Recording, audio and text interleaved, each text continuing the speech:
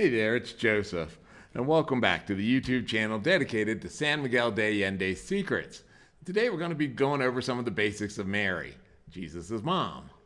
As always, if you need additional information, in the text box below are links to various websites, including one that'll take you out to Amazon that has all 12 of the best-selling books in the San Miguel de Allende's Secrets book series.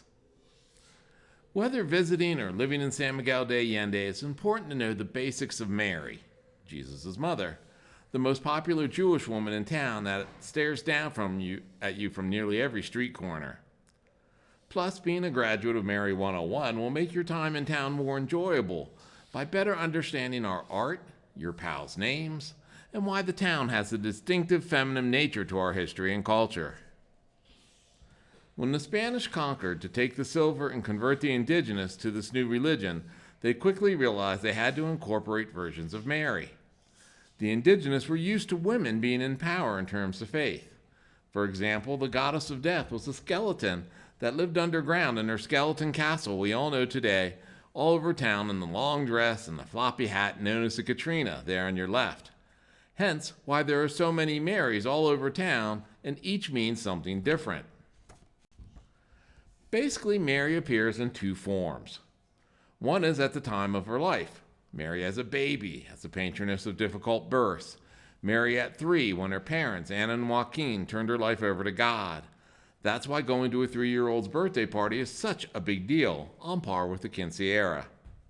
There is Mary as a pregnant bride, a young wife and mother, a widow, outliving her child and eventually ready to enter heaven.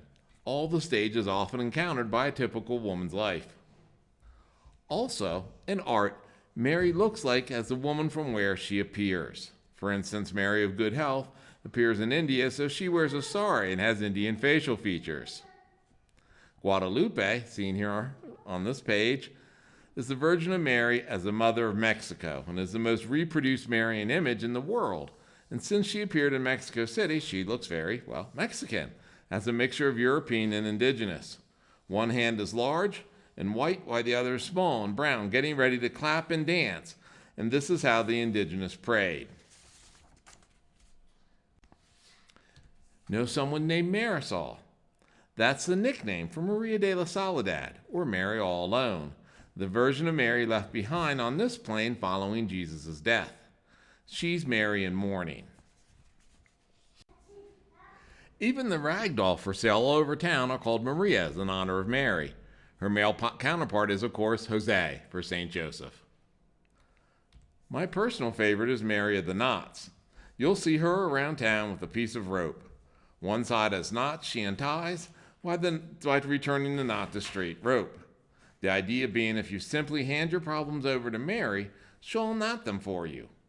One of the most comforting images of Mary, and another reason why every Mexican man has to do what his mother tells him.